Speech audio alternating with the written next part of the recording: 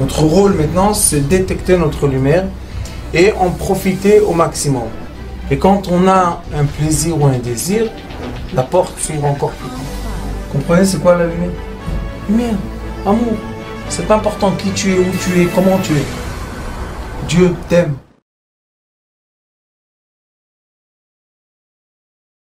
Quand on a parlé d'Abraham Avinu, c'était Parashat Va'ira. Et là on a Parashat Va'era.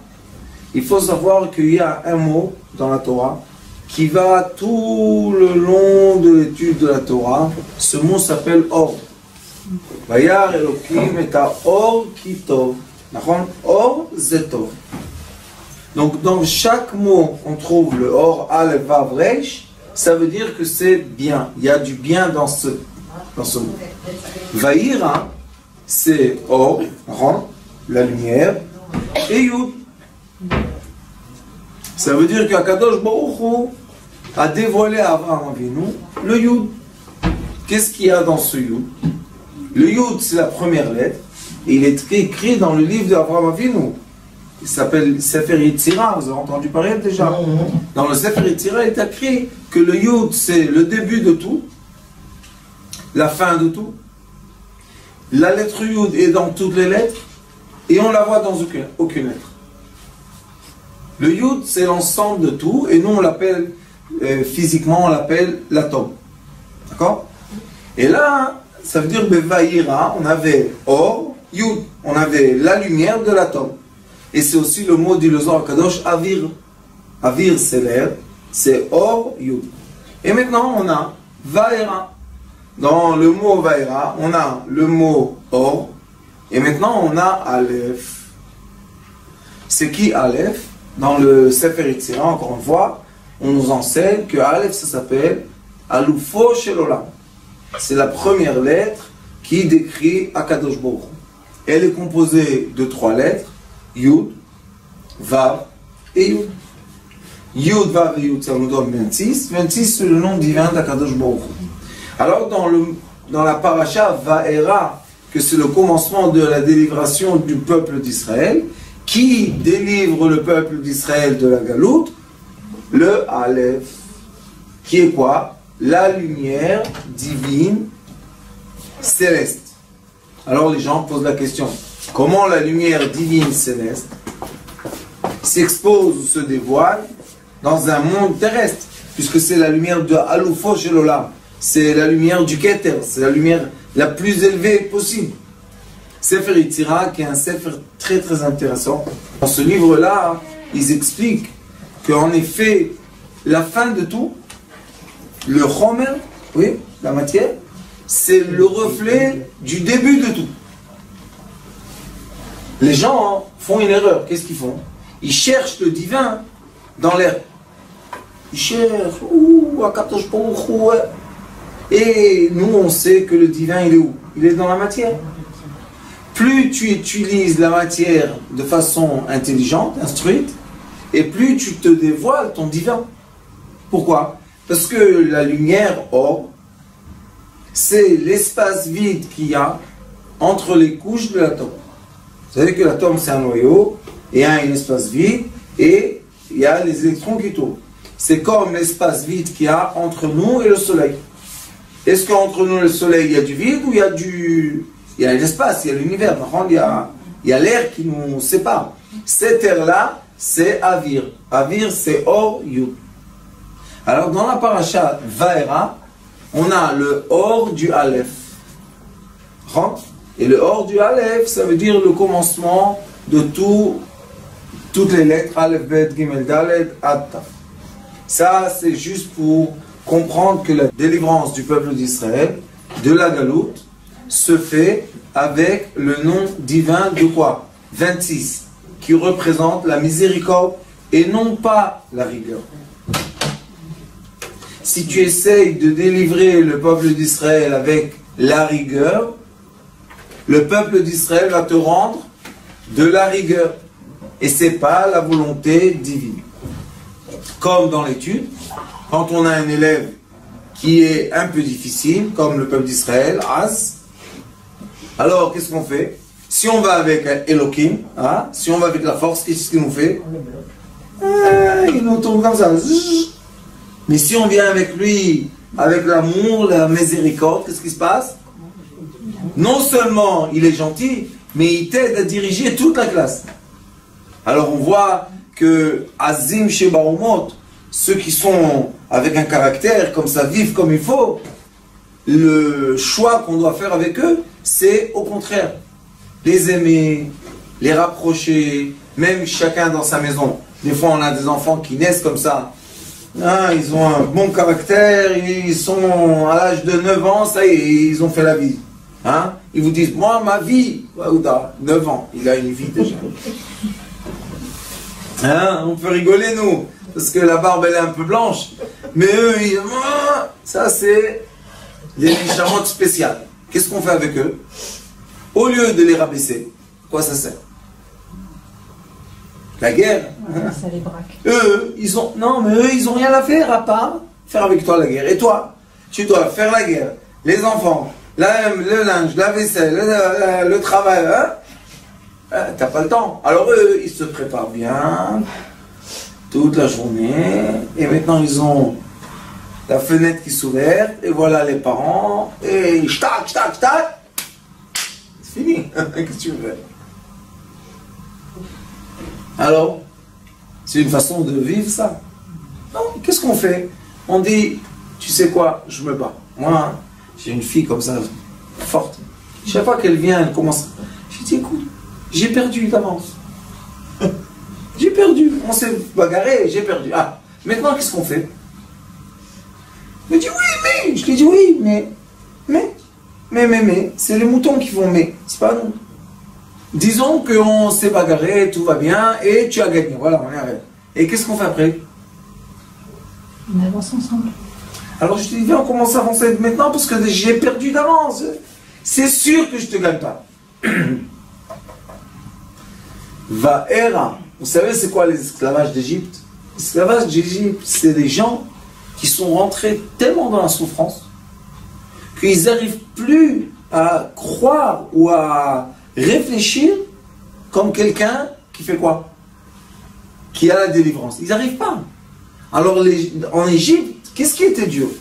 Pas de les faire sortir comme des moutons. Mais tout le monde sort. Non. Le problème était comment on leur fait comprendre qu'ils vont plus être des esclaves. C'est ça le problème. Et vous savez qu'il est écrit que chaque Tisha B'Av, tout le peuple d'Israël creusait dans le Midbar, dans le désert, tout le monde se creusait une tombe, tout le monde allait dormir dans la tombe, et comme Akadosh Baruch Hu a dit que toute la génération du désert ne va pas rentrer en terre d'Israël, alors il les faisait rentrer, et ils dormaient, et il y avait 30 000 chaque fois qui se réveillaient. Vous imaginez la quantité? Et ceux qui ne se réveillaient pas, ils les enterraient, ils continuaient le massacre. Alors, on voit que chaque année, ils devaient les enterrer. Faire entrer des gens dans une tombe, volontairement, c'est difficile. Alors, Akadosh Baruch Hu a dit à Moshe,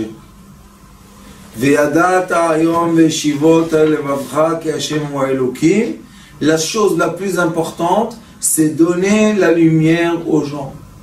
Pourquoi? Parce que la lumière, c'est Vaera. Je vois quand c'est illuminé. Mais quand c'est obscur, j'arrive pas à voir. Alors qu'est-ce que tu veux chez moi? Marche tout droit. Je ne veux pas marcher tout droit. Je veux marcher tout droit, mais c'est obscur. Ouvre la lumière. Il n'y a pas de lumière. Marche tout droit. Et après, on se dit, pourquoi il y a tellement de malades, tellement de prisons, tellement de gens dans la rue? Et le problème, c'est que dans tout le monde occident, il y a la même chose. À Tel Aviv, il y a aussi des gens dans la rue. À New York, il y a des gens dans la rue. Partout, il y a des gens. Alors on se dit, le système, est-ce qu'il est adapté à tout le monde? Est-ce que c'est possible que tout le monde peut passer le même examen, le bac, pour avoir de bons résultats? Non. Et si quelqu'un n'arrive pas à passer le bac, est-ce que ça veut dire qu'il n'est pas doué? Non, ça c'est pas vrai. Le bac, c'est seulement une règle de mesure. Mais les gens se mesurent pas avec une règle, c'est pas normal. On a tous la même taille des habits, on a tous la même taille des chaussures. Quoi? Et ça, c'est le comportement de l'éducation sans lumière. Pourquoi? Tout est la même chose. Tout le monde a le même examen. Tout le monde doit savoir la même chose. Tout le monde doit aller à la banque. Tout le monde... Quand moi j'ai dit une fois à quelqu'un, j'ai dit, mais moi j'ai pas de compte en banque. Il dit, comment t'as pas de compte en banque? J'ai dit, je vais t'étonner, j'ai même pas un téléphone portable. Il me dit, mais je veux parler avec toi. C'est très gentil de vouloir parler avec moi. Mais il faut me voir pour parler avec moi. C'est pas possible. Tu n'as pas de téléphone. J'ai dit, qu'est-ce qu'on a fait il y a 30 ans? Dis-moi, on avait des téléphones, chacun n'avait pas de téléphone. Comment on parlait? On communiquait mieux. Pourquoi? Parce que la communication était obligée de passer par tous les 5 sens et non pas par 2 sens. Alors aujourd'hui, on a le sentiment qu'on est connecté à tout le monde. Facebook, Instagram, toutes les ch'touillottes. On a plein de connexions, de like, schmack. Bon, alors on va rentrer dans le texte et vous allez voir que dans le texte de Vaïra, il y a un grand secret, très profond, qui dit comme ça. Va'amarta elav, et tu vas dire à Pharaon, Hashem Elohe ha'ivrim shelachani, le Dieu de la miséricorde et de la rigueur, Hashem Elohim, ha'ivrim shelachani elecha le'emor, il m'a envoyé te dire quoi? Shalach et ami ve'yavduni bamidbar, délivre mon peuple, envoie mon peuple pour travailler dans le désert. Ve'ine lo shamata ad ko, et tu n'écoutes pas jusqu'à maintenant. C'est quoi ko? Pourquoi lo shamata ad arshav zeh gamanu? Pourquoi ko? Pourquoi avec mon cher Rabbeinu on a tout le temps le mot ko 25? Parce que le 25 c'est 2 et 5, 7. Mon cher Rabbeinu est né le 7e mois, pas le 9e mois. Donc lui le chiffre qui est fort pour lui, c'est le chiffre 7, mon cher Rabbeinu. Alors tout le temps, il y a Vayar Ko Vako, il a regardé là et là, et il a fait ce qu'il a fait avec l'Égyptien. Le mot Ko dans la paracha, il se répète beaucoup de fois. Qu'est-ce qu'il veut dire le mot Ko? Ici, ils disent Ad Ko, Ko Amar. Jusqu'à là, de là, j'ai dit. Pourquoi tu me fais ça? Vélomer, et continue la phrase. C'est quoi le ko et ko? Qu'est-ce qu'ils veulent nous dire ici? C'est quoi ko? Et ko, c'est 25 et 25, c'est 50. 50, c'est Sha'arei Bina. C'est quoi? C'est la mère céleste qui se connecte avec le fils terrestre. Comment on a été délivré de l'Égypte? La conscience de l'être humain a changé. Et comment se crée une conscience d'un être humain? On a la parole interne de nos pensées. Nous avons la parole interne de ce qu'on va dire. Et nous avons la parole interne de ce qu'on va faire.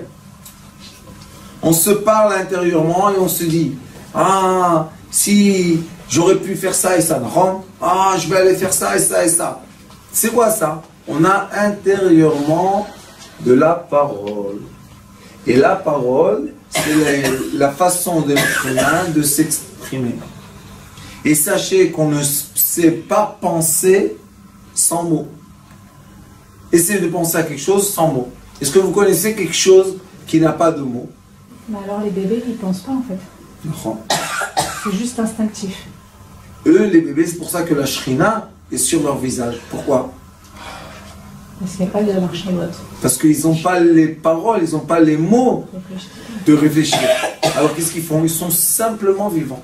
Et les cris quand ils pleurent, ça ne correspond pas à la parole. C'est un instinct animal. Comme un oiseau, quand il a faim, il fait psi, psi, psi, psi, jusqu'à quand que sa mère elle vient lui donner à manger. C'est un instinct. Vous savez c'est quoi le cri? C'est le ventre, l'estomac, qui se contracte et la bouche ouverte. Mais tant qu'on n'a pas des paroles, on n'arrive pas à réfléchir. Il est écrit ici, Ko Amar Hashem. Il lui a dit, Bazot tida ki ani Hashem, anochi make Bamate asher beadi alamayim asher bayaror venefru ledam. C'est quoi maké? C'est même ko. La lettre même, on l'écrit chaf, vav, chaf et vav. Chaf et vav, c'est combien? 26. Alors il dit, dans les coups qu'ils vont recevoir, le Aleph c'est combien? 26. Yud, vav, yud, 26. Aleph. Qu'est-ce qu'il a dit? Vaera, tu vas voir la lumière. Qu'est-ce que c'est ma lumière? C'est Akadosh Baruch Hu. Après il dit Maka, même Ko. C'est quoi Ko? Dans les 25 attributs de la Shrina, tu vas voir le nom divin de miséricorde. Qu'est-ce que ça veut dire? Ça veut dire que l'être humain est obligé, dans le degré de sa pensée, dans le degré de sa parole, dans le degré de son action, il est obligé de chercher tout le temps le côté de miséricorde. Parce que s'il ne cherche pas le côté de miséricorde, malheureusement, de façon naturelle, va s'imposer sur lui le côté de quoi? De la rigueur. Et quand on s'habitue naturellement, sans faire aucun effort, à la rigueur, le résultat qu'on reçoit, c'est quoi? La pensée polluée, la parole polluée et l'action polluée. Et à la fin, on ne se comporte pas comme on aurait voulu se comporter et on n'est pas content. Pourquoi on n'est pas content? Parce que les ondes négatives qu'on a envoyées dans notre cerveau, dans notre parole, dans notre action, touchent la fin de notre sphère, puisqu'on est limité tous, et ils reviennent vers qui? Vers toi. Les sages ont dit, tout ce que l'homme fait, il se le fait à lui-même. Kol ma she'adam oseh, la'atzmo oseh. Tu crois que tu fais du mal? Hein? Il n'y a pas de problème, tu vas donner une gifle. Oui, merci beaucoup. Pourquoi? Parce que toi, tu as donné une gifle. C'est toi qui as donné une gifle, c'est pas moi qui ai donné la gifle. Qui a mal à la main? C'est toi, c'est pas moi. Alors si tu es positif dans ta pensée, même tu as reçu une gifle, tu n'as rien reçu.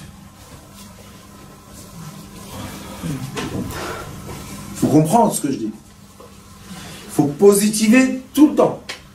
Comme je vous ai montré dans le mot Vaera, il y a or de Akadosh Baruch Hu miséricorde, et aussi dans le mot Maka, il y a Ko et la lumière du miséricorde. Dans toutes les lettres hébraïques, Morichaim, Morav, Zatzal, il m'a montré, et on a ça dans notre Sidour du Baal Shem Tov. Et dans la fin du Sidour Baal Shem Tov, on a la prière, on a toute l'explication du Baal Shem Tov sur la prière, et à la fin on a les 22 lettres. Et dans les 22 lettres, il faut trouver toujours le 26. Oui, Chavav, Chavav, le même, Chavav, Nun, Chavav, Sameh, Chavav, Ain, Chavav, tout est le nom d'Akadosh Baruch. Pourquoi on est obligé de faire ça? Le Zohar HaKadosh dit qu'on est obligé d'observer de façon tellement profonde chaque chose qui existe. Pourquoi? Pour retrouver la miséricorde qui est quoi? Qui est cachée, enveloppée, entourée de rigueur. Et on voit dans le texte qui lui dit Ko bacho ad ko koama. Et après il lui dit animake. C'est quoi animake? Encore une fois ko. C'est quoi ko? Trois fois. C'est 25 et 25, 50. Et 25, 75. On enlève les 3 fois. Il nous reste 72. C'est quoi 72? La mérite. C'est quoi? Miséricorde. Chesed. Alors on voit que malgré qu'il va faire des coups dans l'Égypte, les coups qu'il va faire à l'Égypte, c'est de la miséricorde. Comment on peut dire que les coups d'Égypte est miséricorde? La fin de Pharaon, quand il était dans la mer, et au début il était dans les vagues, et après que Dieu l'a sauvé, pour qu'il dise quoi? Quand on dit tous les jours dans la prière, Ni chamocha ba'ilem Hashem, ni kamocha. Qui a dit ça, vous savez? C'est Pharaon qui l'a dit. Pharaon a dit, mi kamocha, c'est Akadosh Baruch Hu. Après, qu'est-ce qu'il a fait? Il n'est pas retourné en Égypte. Il est parti à Ninvé. Il y en a un avis, c'était au temps de quoi? C'était au temps que le peuple d'Israël. C'était ce pharaon-là. C'est lui qui est parti. Et c'est le temps que le peuple d'Israël était dans le chemin. Et il y en a un avis, qu'est-ce qu'il a fait? Akadosh Baruch Hu lui a dit, tu vas avertir la ville Ninvé, qui a là-bas des problèmes. Quand il est venu avertir, au début il ne voulait pas, tout ça, mais quand il est venu avertir, il est écrit que le roi de Ninvé a dit tout de suite, Akadosh Baruch Hu veut voir notre cœur qui fasse tchouva, et non pas nos habits, malgré qu'ils ont fait ta'anit, et malgré qu'ils étaient par terre et tout. C'était qui? Les sages nous disent, c'était Pharaon, qui est devenu le roi de Ninvé, il a fait tchouva. Donc, on voit que dans le Va'ani echbad et yetlev paro, Akadosh Baruch Hu dit, c'est moi qui a empêché le cœur de Pharaon de voir la miséricorde. Pour faire quoi? Pour donner les coups à l'Égypte, pour faire sortir le peuple d'Israël. Mais après ce monsieur Pharaon, qui était un homme très très sage, où il était? Il est devenu le roi de Ninvé. Après, encore une fois, Akadosh Baruch Hu a testé. Il a dit, je vais t'emmener le coup, tout le monde va mourir. Qu'est-ce qu'il a dit tout de suite? Non, non, non, Hashem HaTzadik. C'est Akadosh Baruch Hu Tzadik. Qu'est-ce qu'il cherche? Il cherche la tchouva. Que nous fassions une tchouva intérieure. Ces jours-là, ce sont des semaines, il y a Shovavim, c'est 6 semaines, que ce sont des semaines qui sont capables à quoi? Ils sont capables à la miséricorde et les portes du ciel sont ouvertes pour faire tchouva. Maintenant, dans la tchouva, sachez qu'il y a 2 voies essentielles. Il y a la voie de la miséricorde. La voie de la miséricorde dit, il y a dans la paracha Nesor et Rosh Bnei Israël, dans cette paracha, dans le Zohar HaKadosh, il y a le premier Raya Memana, c'est un texte, et là-bas il explique d'après la Kabbalah, c'est quoi de faire tchouva. Et ce qu'il explique en grand, c'est Shuv Hei. Ramène les étincelles qui sont dans la matière à Dieu. Comment on fait ça? On vit la matière. Et non pas le chemin de quoi? De la rigueur. Qu'est-ce qu'on nous dit dans le chemin de la rigueur? Évite la matière. Évite le bonheur. Évite le plaisir. Tu vas retrouver la lumière. Quand on rentre dans l'étude profonde de la Torah, on voit qu'il y a 2 chemins. Il y a un chemin de miséricorde, d'amour, et il y a un chemin de rigueur, de vengeance. El Nekamot, il est écrit, El Nekamot, il y a la vengeance. Maintenant, la question qui se pose est, quelle est la voie qu'on doit prendre? C'est une question. Comme j'ai vu qu'il y a un débat, et Baruch Hashem, les Talmidei Chachamim chez nous, on est rentré dans ce débat très profondément. Et on a vu que dans le débat, il y a 2 façons de voir. Il y a une façon de voir qu'Akadosh Baruch Hu, dans ce monde terrestre, il a la vengeance du mal. Il venge ceux qui font le mal. Et on a vu aussi que dans ce monde terrestre, Akadosh Baruch Hu ne veut pas la vengeance. Le contraire, qu'est-ce qu'il veut? Katouv, le Navi dit, Lo chafetz b'mot haracha, lo rotze, qu'on lui fasse du mal au rachat. Qu'est-ce qu'il veut? Kim beshuvo vechia. Retourne vers moi, tu vas vivre. On a la paracha de Re'e, encore une fois à la vue. Qu'est-ce qu'il dit dans la paracha de Re'e? Re'e anochi noten lifnecha hayom, et hachaim ve'et hatov, et hamavet ve'et hara, ubacharta b'chaim. Donc il nous dit, c'est vrai qu'il y a 2 chemins, mais choisis le chemin de la vie. Comme on a vu Baruch Hashem dans la communauté Sidrei Chaim, et aussi les gens qui envoient des emails et tout ça. Et on a vu que la plupart des gens, malheureusement, sont sûrs du mal. Ils sont sûrs de la vengeance. Ils sont sûrs qu'ils sont obligés d'être punis à cause d'Akadosh Baruch Hu.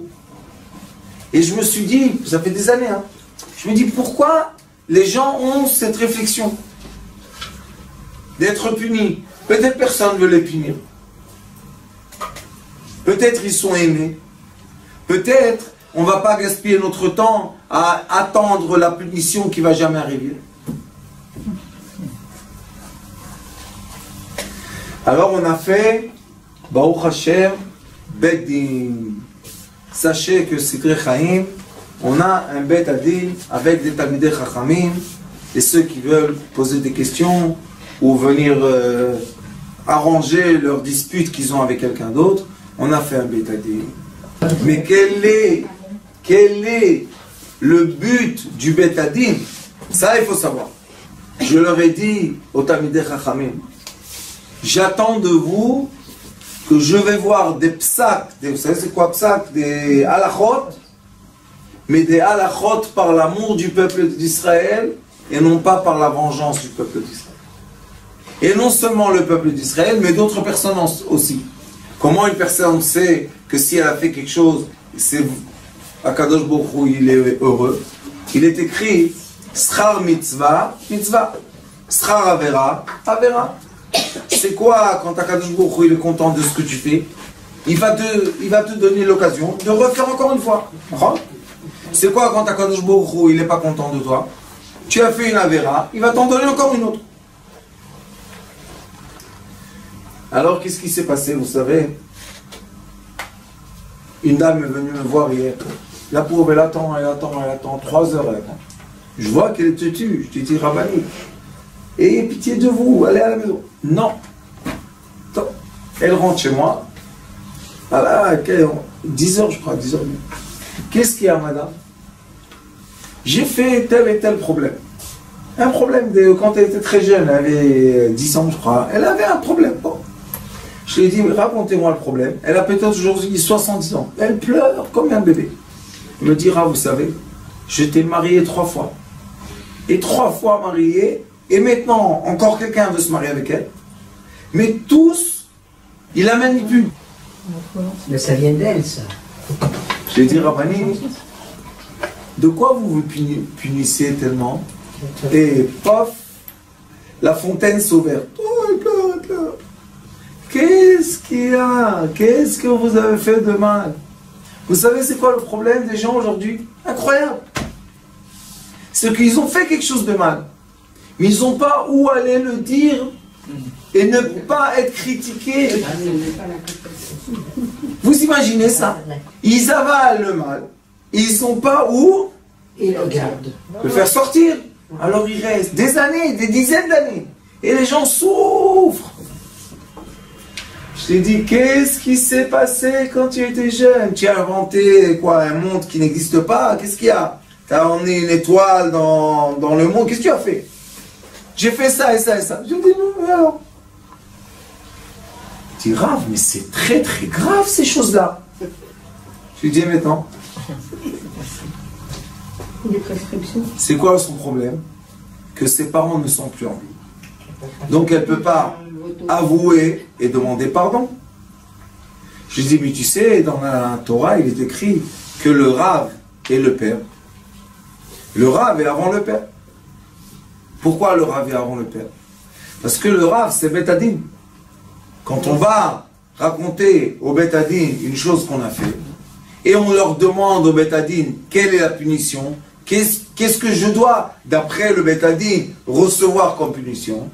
Après que j'ai fait ça, ça y est, j'ai plus d'angoisse. Pourquoi? J'ai dit, ok, on m'a dit de donner de zakat, on m'a dit de faire ça, ça, ça. J'ai dit, oui, vous avez raison, mais vous avez rien fait. Elle n'a pas compris. J'ai dit, vous savez quoi? Vous allez venir au Bet Adin. Elle était contente. Elle dit, quoi, je vais au Bet Adin? Je dis, oui, vous allez venir au Bet Adin. Vous allez raconter cette histoire. Et les Dayanim, d'après la Torah, ils vont vous dire qu'est-ce qu'on fait dans des tels cas. Elle est sortie de la chambre, je vous dis, un éclat de lumière dans son visage. Pourquoi? Ouf! C'est soulagé, débarrassé. Alors la Torah elle nous dit, Comment libérer le peuple d'Israël? Maka, frapper, donner un coup, c'est Maka en hébreu, d'accord?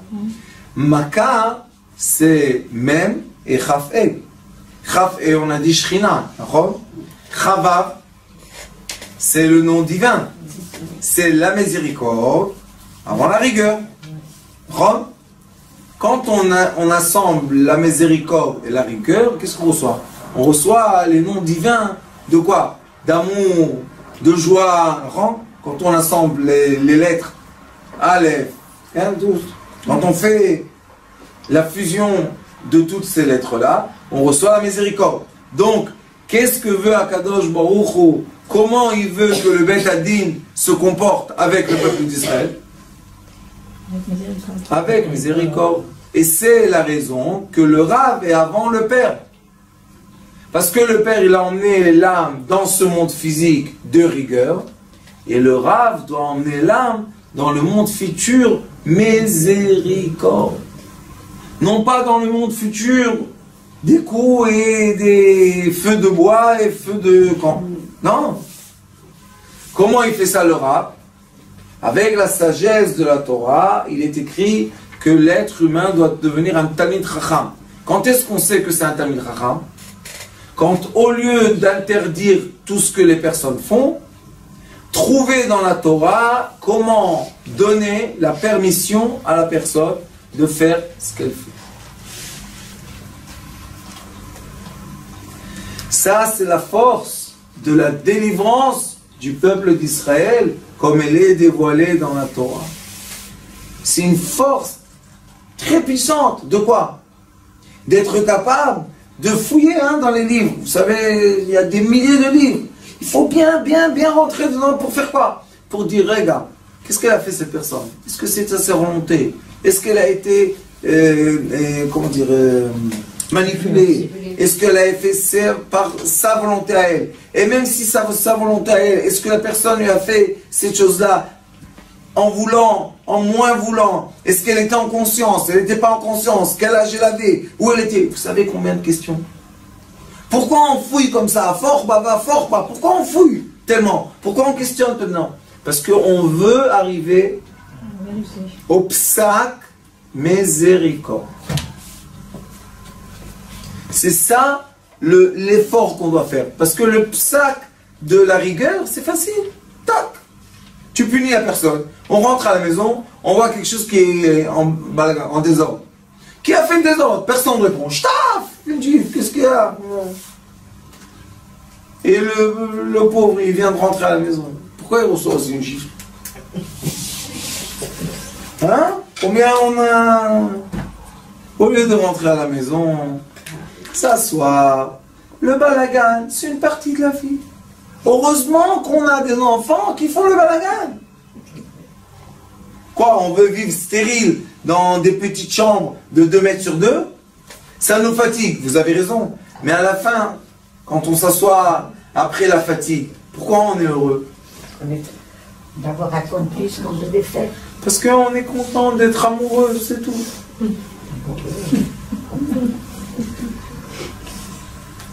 C'est qui l'amoureux? Celui qui est dans la rigueur ou celui qui est dans la miséricorde? La miséricorde. Il est écrit dans la Mishnah de Kiddushin. Il est écrit comme ça. Mi sheba la'olam hazeh va'asa ma'aseh echad tov tov sheba la'olam hazeh. Ah, vous avez vu comme ça vous a fait plaisir? Alors j'ai demandé aux gens, je vous pose aussi la question, est-ce qu'il y a une personne qui a jamais fait une bonne chose? Tout le monde a fait une bonne chose. Alors Rabbi Akiva dit dans la Gemara, si tu es venu dans ce monde, tu as fait une fois une bonne chose, c'est bien que tu es venu dans ce monde, tu as vécu 100 ans pour faire une bonne chose. Et aujourd'hui, les gens font une bonne chose. Ils font des milliers de bonnes choses. Alors pourquoi on leur dit qu'ils sont méchants? Pourquoi les gens raisonnent encore qu'ils doivent recevoir des punitions de Dieu? Ils attendent la punition, mais elle ne va pas venir. Pourquoi elle ne va pas venir? Tov lo sheba, c'est bien que tu es venu ici pour surmonter les forces de ton Yetzer Hara et tu as fait une bonne chose. C'est pas miraculeux. C'est pas l'amour, plus d'amour de ça où tu peux trouver. C'est lumineux. Lumineux. Mais le problème, ça, vous avez entendu ça déjà? Personne l'entend. Pourquoi? Parce qu'on n'apprend pas ça, on apprend l'inverse. Ça, on n'a pas le droit de le dire. Non, non, non, non, non. Quoi, tu vas leur dévoiler le secret? Qui sont gentils? Alors comment on va les manipuler? Hein? On ne veut pas manipuler. Pourquoi? Parce que la façon la plus élevée de se rapprocher du divin, vous savez c'est quoi? C'est quand on est libre, quand personne ne nous oblige rien du tout. Quand on peut faire ce qu'on veut. Maintenant, quand tu peux faire ce que tu veux, est-ce que le matin tu fais la prière? Oui. Si tu la fais parce que tu peux la faire et personne t'oblige, vous savez c'est quoi ça? Un lien d'amour. Personne ne peut comprendre ça. Moi je dis aux gens, si tu fais la prière tout seul le matin à la maison, sans que personne t'oblige, l'heure, le truc, balagat, et tu fais la prière, tu es un ange. Tu es un ange. Quoi? Personne t'oblige? Non. Il y a la police? Non. Il y a des... Non. Il y a des gens qui vont te critiquer? Non. Ah, pourquoi tu fais? Vous savez, des gens qui te disent, hey, si tu as pu être tout seul, pourquoi tu le fais? Pourquoi je le fais? Parce que t'es pas vraiment tout seul. Pourquoi je le fais? Pourquoi je le fais? Quelqu'un qui étudie la Torah tout seul, dans sa chambre, personne ne sait qu'il étudie. Il vient du travail, il fait sa douche, il étudie. Personne ne sait qu'est-ce qu'il étudie, combien il étudie. Celui-là, son étude, vous savez où il arrive? Il n'y a pas de limite à la hauteur. Pourquoi on ne dit pas ça aux gens? Les gens, au contraire, quand ils étudient tout ça à la maison, ils se disent, ah, c'est pas bien, hein, j'utilise pas bien. Pourquoi tu n'es pas dans le collège? Pourquoi tu n'es pas... Tu étudies tout seul. Et nous, le Beddin, je leur ai dit, on va trouver, on va chercher dans le Talmud, dans la Halakha, dans la Mishnah, dans le Zohar, où on va trouver, on va publier Tov Sheba Laolam. C'est bien que tu es venu dans ce monde. Et Ratzon, la Kadosh Baruch Hu nous donne la force, Bémet, de publier dans le monde les lois, les règles, les sagesses. De quoi? De la miséricorde de la Torah vers tous les êtres humains. Il faut diffuser partout. Que ça atterrit dans tous les emails et dans tous les WhatsApp et tout. Pourquoi? Que chaque personne, qu'elle soit le plus loin possible, elle sache. Une bonne chose tu as fait dans ta vie. Tu es gentil. Maintenant, quand on dit à la personne qu'elle est gentille, qu'est-ce qui se passe avec elle? Elle devient encore plus gentille. Elle devient encore plus gentille. Pourquoi? Parce que la force de la miséricorde, c'est de quoi? De dévoiler les bons côtés qu'il y a dans l'être humain. C'est vrai qu'il y a aussi des mauvais côtés. Mais qu'est-ce qu'on va faire? Ils sont là.